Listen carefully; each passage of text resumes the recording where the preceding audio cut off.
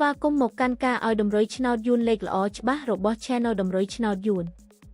ថ្ងៃនេះ Admin មានលេខល្អៗសម្រាប់ចែកជូនដល់ពុកម៉ែបងប្អូនយកទៅផ្សងសំណាងសម្រាប់ឆ្នោតយួនថ្ងៃទី19ខែមីនាឆ្នាំ2026មុននឹងឈានដល់ការឲ្យតម្រុយឆ្នោតនាងខ្ញុំសូមចិត្តពុកម៉ែបងប្អូនមេត្តាជួយ Like Subscribe Comment និងដាក់សញ្ញាកណ្ដឹងឲ្យ Admin ម្នាក់មួយផងដើម្បីជាការលើកទឹកចិត្តក៏ដូចជាដើម្បីតាមដានវីដេអូតម្រុយឆ្នោតថ្មីៗផងដែរ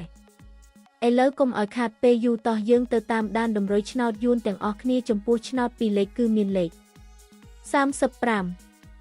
41 54និង92សម្រាប់ ABCD ចំពោះឆ្នោត3លេខគឺមានលេខ168គុណ354គុណនិង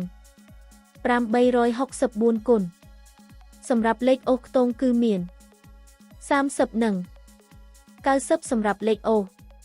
ចាសឥឡូវនេះវីដេអូតម្រុយឆ្នោតរបស់ Admin គឺបានដល់ទីបញ្ចប់ហើយ